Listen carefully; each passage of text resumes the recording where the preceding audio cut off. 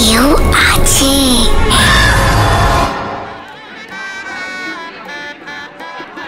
খুব ধুমধাম করে বিয়ে হলো সঞ্জয় আর রোহিণীর। বিয়ের আগে থেকেই দুজন দুজনকে খুব ভালো করে চিনত। 7 বছর প্রেম করার পর বিয়ে, দুজন দুজনকে খুব ভালোবাসত। কিন্তু হানিমুনে গিয়ে একটা কার অ্যাক্সিডেন্টে মারা যায় রোহিণী। সিমলা থেকে এক রাশ মন খারাপ নিয়ে কলকাতা ফিরে আসে সঞ্জয়। দেখতে দেখতে কেটে যায় 7টা বছর। সঞ্জয়ের সঙ্গে আলাপ হয় তার অফিস কলিগ অন্তরার। ধীরে ধীরে দুজনের বন্ধুত্ব থেকে ভালোবাসা। এরপর কিছুদিনের মধ্যে বিয়ে হয়ে যায় সঞ্জয় ও অন্তরার। বিয়ের পর থেকে অন্তরা শুধু মনে হতে থাকে গোটা বাড়িতে সে এবং সঞ্জয় ছাড়াও আরও একজন বাস করে, যে সবসময় অন্তরার সঙ্গে সঙ্গে ঘোরে। এমনকি এই জন্য রাতেও অন্তরার ঠিকমতো ঘুম হয় না। কথাটা অন্তরা সঞ্জয়কে বলা মাত্রই সঞ্জয় পুরো ঘটনাটা অবিশ্বাস করে হো হো করে হেসে ওঠে। অন্তরা চুপ করে যায়। সেদিন সঞ্জয়ের ফিরতে রাত হচ্ছিল। গরমকাল। অন্তরা ছাদে একটা চেয়ার নিয়ে বসেছিল। ঘরের মধ্যে একা থাকতে তার খুব ভয় করছিল। রাত তখন বেশ গভীর। তখনও সঞ্জয় বাড়ি ফেরেনি। বসে থাকতে থাকতে অন্তরা দু চোখে ঝিমুনি লেগে গিয়েছিল।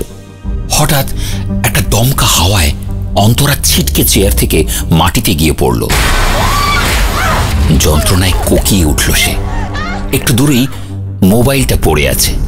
মাটি থেকে সেটা তুলে নিয়ে দেখল ফোন সুইচড অফ।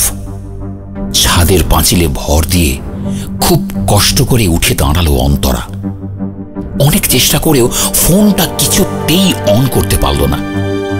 কি করবে ভেবে না পেয়ে সে ছাদের পাঁচিলে ভর দিয়ে নিচে রাস্তার দিকে ঝুঁকে জোরে চিৎকার করতে চেষ্টা করল, কিন্তু তার গলা দিয়ে গোঙানির আওয়াজ ছাড়া কিছুই বেরোল না।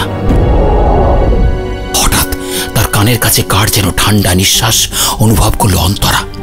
ফিসফিস করে কেউ যেন বলে উঠল, আমিও বাঁচিনি, তোকেও বাঁচতে দেব না।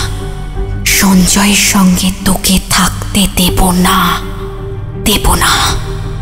তারপরে একটা ভয়ঙ্কর হাসি শোনা গেল।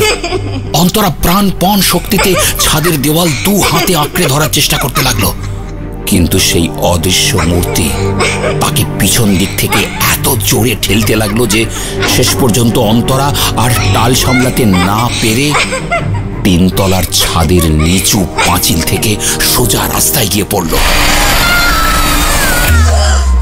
সঞ্জয় যখন খবর পেল তখন সব শেষ। বিয়ের পর রোহিণী একদিন সঞ্জয়কে বলেছিল, আমি যদি কোনোদিন মারা যাই আর তারপর তুমি যদি অন্য কোনো মেয়েকে বিয়ে করো তাহলে তুমি বেঁচে থাকবে, কিন্তু সেই মেয়েটাকে আমি বাঁচতে দেব না। সেদিন রোহিণীর সেই কথা শুনে সঞ্জয় খুব হেসেছিল, কিন্তু আজ অন্তরা থ্যাতলানো শরীরের দিকে তাকিয়ে সঞ্জয়ের মনে হলো যে রোহিণী তাহলে সত্যিই তার কথা রাখল। তারপর থেকে সেই 3 তলা বাড়িতে সঞ্জয় একাই থাকত।